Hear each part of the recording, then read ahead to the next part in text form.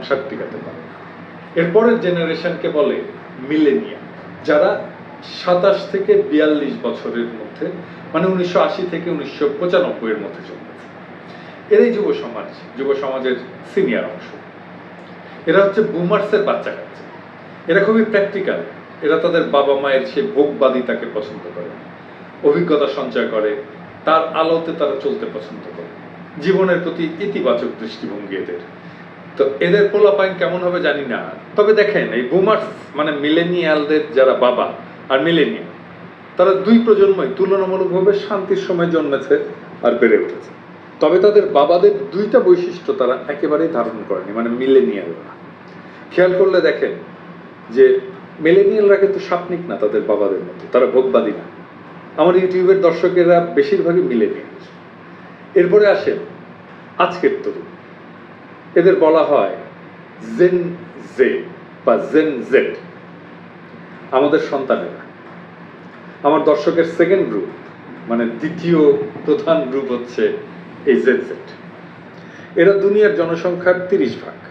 দুনিয়ার লোক সংখ্যা যদি 8 বিলিয়ন হয়, তবে জেন জে 2.5 বিলিয়ন, অনেক বড় সংখ্যা। কিন্তু এদের মনটা কেমন? এরা সেই প্রজন্ম যারা অনলাইনের সমাজের মধ্যে বেড়ে উঠেছে, অসংখ্য gadget, mobile, PlayStation, Facebook, Instagram, TikTok, আবার সেই সাথে এরা করোনা মহামারীর মধ্যে বেড়ে উঠেছে। এদের সবচেয়ে সেন্সিটিভ যে সময়টা, সেই সময়টা তারা মহামারী দেখেছে, মৃত্যু দেখেছে, স্বেচ্ছাবন্দী জীবন দেখেছে, চারিদিকে ফ্যাসিবাদের উত্থান দেখেছে, একদিকে মোদি আর একদিকে ট্রাম্প আর আমাদের কাঁঠাল রানে তো আছে। মানুষের সভ্যতার অন্তঃসার শূন্যতা তারা দেখেছে। তারা এটা উপলব্ধি করেছে প্রকৃতির শক্তি। তারা বুঝেছে এই করোনা এসেছে আমাদের অবিবেচকের মতো প্রকৃতির সাথে আচরণের জন্য। এরা ক্লাইমেট চেঞ্জ দেখেছে, দাবানল দেখেছে, ভূমিকম্প দেখেছে, প্রকৃতির অদ্ভুত খেয়াল দেখেছে, এমনকি খাদ্য আর জ্বালানির সংকট দেখেছে। এরা পুরাই ডিজিটাল। এরা ইনফরমেশন নেয় অনলাইন থেকে, পণ্য সম্পর্কে জানে ইনস্টাগ্রাম থেকে। আমাদের নেতারা বলেন যে আমাদের ফেসবুক নাই। আরে বাবা, আপনার ফেসবুক না, আপনার যদি ইনস্টাগ্রামও না থাকে, টিকটক না থাকে, তাহলে তরুণেরা আপনাকে আর চিনবেই না। আমি সেই জন্য আমার কন্টেন্ট ইউটিউব আর ফেসবুকে কপি না করে টিকটকে চালাতে বলি। সেদিন দেখলাম যে আমার একটা ক্লিপ টিকটকে 10 মিলিয়ন ভিউ হয়েছে, ভাবেন তাই। তবে এই জেন জেডে, মানে এই জেনারেশনে, আমাদের ছেলেদের জেনারেশনে, আমাদের সন্তানদের জেনারেশনে এদের অ্যাটেনশন খুব কম, 8 সেকেন্ড মাত্র।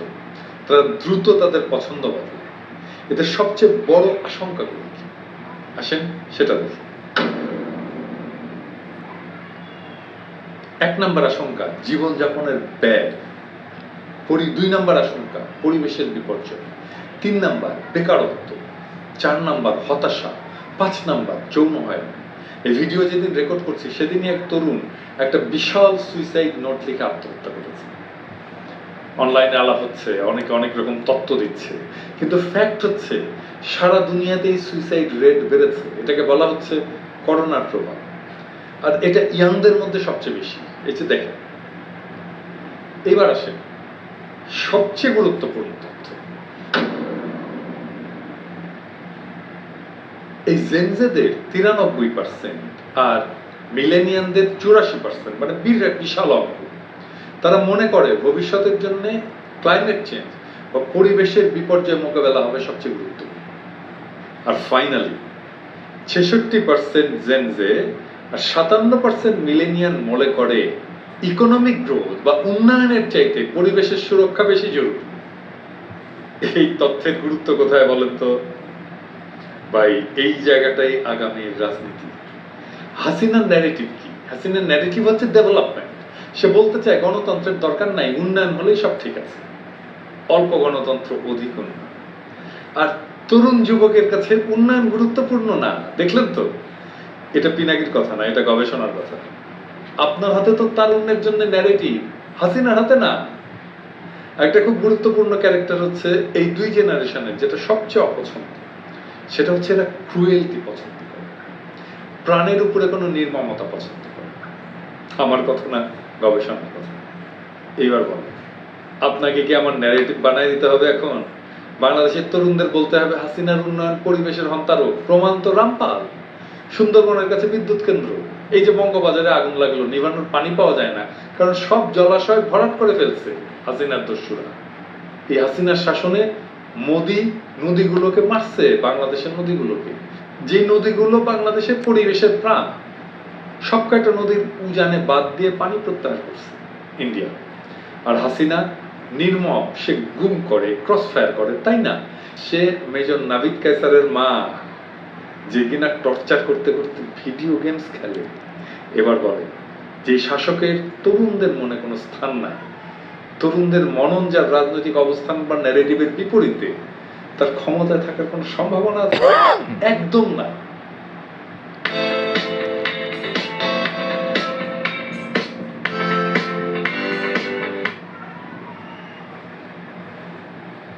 শুনছিলাম পিনাকি ভট্টাচার্যের ভবিষ্যৎ সম্পর্কে বিশ্লেষণ, ভালো লাগছে। ওনার বিশ্লেষণধর্মী কথাবার্তাগুলা এবং যুক্তিপূর্ণ কথাবার্তাগুলা একেবারে ফেলে দেওয়ার না। এটা নিয়ে যারা রাজনীতি করেন বা যারা আমাদের সমাজে বা রাষ্ট্রে উচ্চ পর্যায়ে আছেন, তাদের অবশ্য এদিকে খেয়াল করা মনে হয় জরুরি। কেননা একটা দেশকে গড়তে গেলে দেশের মানুষের মনোভাবটা আগে জানা জরুরি।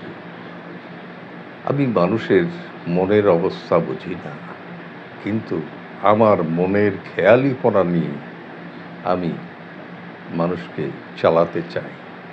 সেভাবে আর বর্তমানে মানুষ চলে না। চলে কারা? যারা অন্ধ, যারা বধির, শুনতে পায় না, দেখতে পায় না। এরা ভোগবাদী চিন্তার মধ্যে, বিলাসিতার মধ্যে, অপরের সম্পদ লুণ্ঠনের মধ্যে নিজেদেরকে ক্ষমতাশালী করে রাখতে চায়। এরাই তো সন্ত্রাসীর জন্ম দেয়। এরাই তো এদের থেকে কম বিত্তের মানুষদেরকে লোভ দেখিয়ে,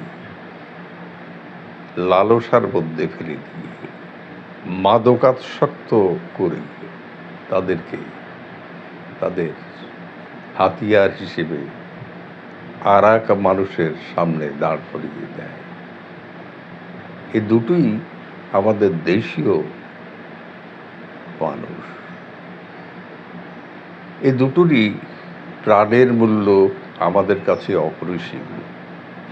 আমরা মানুষের জীবন মান উন্নয়ন করার চিন্তা না করে আমাদের রাষ্ট্রীয় নায়করা ইতিপূর্বে যে কাজটি করেছেন, তারা 5 বছরের জন্য এক একজনেরা রাষ্ট্রীয় ক্ষমতায় গিয়েছেন আর রাষ্ট্রকে করেছেন লুণ্ঠন। সাধারণ মানুষের রাজনীতির মধ্যে টেনে এনেছেন লোভ লালসার মধ্য দিয়ে। সাধারণ মানুষের যে ন্যায্য অধিকার থেকে সব সময় বঞ্চিত করেছে। আর এদের প্রশাসকদের ভিতরে তাদেরকেই উচ্চ পদে আসীন করে রেখেছেন, যারা সাধারণ মানুষের রক্ত চুষে নিয়ে তাদেরকে ভাগ বাটোয়ারা দিয়ে তারাও কিছুটা হৃষ্টপুষ্ট হতে পারে। এইসব দুঃখের কাহিনী। এগুলো হয়েছে, এগুলো ঘটেছে। একটা সাধারণ মানুষ সে হসপিটালে যায়, আমাদের যে তথাকথিত যে হসপিটালগুলো আছে সেখানে যায়, যে তার অর্থ নেই, সে খুব কঠিন পরিশ্রম করে জীবন চালায়, তার পরিবার প্রতিপালন করে,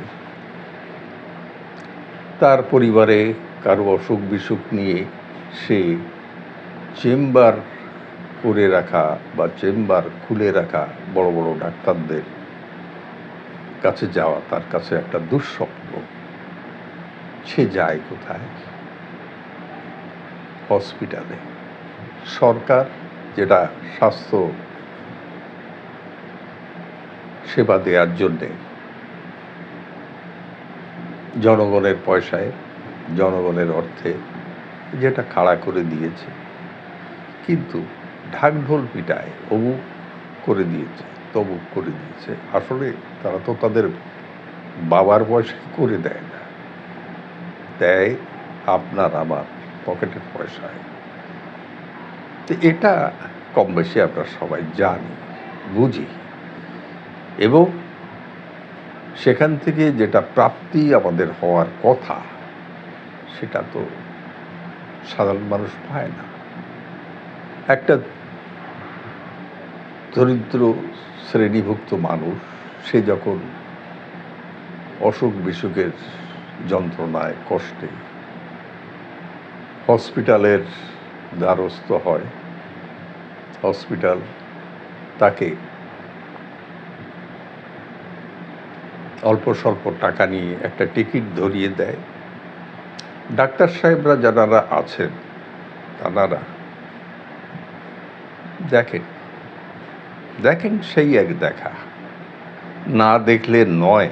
চাকরিটা খাতায় নাম আছে, চাকরির খাতায়, সেখান থেকে সরকারি বেতন তারা তোলেন, বেতন তারা খান, সেই জন্যে তারা যতটুকু দেখেন অতটুকুই। সেটা বিশদভাবে ব্যাখ্যা করার দরকার নেই। তাদের মন প্রাণ পড়ে থাকে কখন আমার নিজস্ব চেম্বারে গিয়ে বলবো, সেখানে প্রতিটা রোগী পিছন ভালো অঙ্কের টাকা ফি নেব আর চিকিৎসা দেব। হসপিটালের যে সাধারণ মানুষগুলা যায় তাদেরকে মোটামুটি দায় সারা মতন গোছের দেখাশোনা করে ছেড়ে দেয়, ওষুধ কিছু লিখে দেয়। এবার হসপিটালের ওষুধের জায়গায় গেলে, ওষুধের কাউন্টারে গেলে সস্তা দামের দুই একটা ট্যাবলেট হাতে ধরিয়ে দিয়ে বলে আপনি বাইরে থেকে কিনে নেন। এটাই হলো আমাদের স্বাস্থ্য খাতের চিত্র। মানুষ সেখান থেকে সরকারের দেয়া ওষুধগুলো পায় না। কেন পায় না জানেন? এগুলো ওই প্রতি জেলায় বা প্রতি হসপিটালে যে ওষুধগুলো সরকারের থেকে সাধারণ মানুষদের মধ্যে সেবার জন্য দেয়া হয়, সেটা যতটুকুই থাক তার মধ্যে সেসব ওষুধগুলো আবার ওখানকার যারা দায়িত্বে আছে তাদের হাত দিয়ে চুরি বাটপারি হয়ে সেটা ওই ফার্মেসিতে গিয়ে পৌঁছায় যায়। তো সেখানে যেই হসপিটালের ওষুধেই পয়সা দিয়ে সাধারণ মানুষের কিনতে হয়। এসব বিষয়গুলো অনেক টুকিটাকি, অনেক জঞ্জাল, অনেক অন্যায় অত্যাচার, অনেক কিছু পাওয়ার আকাঙ্ক্ষার সেই বাংলাদেশ সাধারণ মানুষ পায়নি। সাধারণ মানুষের চাওয়া পাওয়ার জায়গাটা তো অনেক বড় বড় স্ট্রাকচার, এগুলো ছিল না। হবে, আমাদের অর্থবিত্ত যখন হবে তখন হবে, ধীরে ধীরে হবে। কিন্তু সাধারণ মানুষের যতটুকু পাওনা ততটুকু না দেয়া, এটা মস্ত বড় অন্যায়। যাক, পিনাকি ভট্টাচার্যের যেটা শুনছিলাম, শুনতে শুনতে মনের ভিতরে কিছু কথা চলে আসলো, তাই বললাম। ভালো থাকবেন।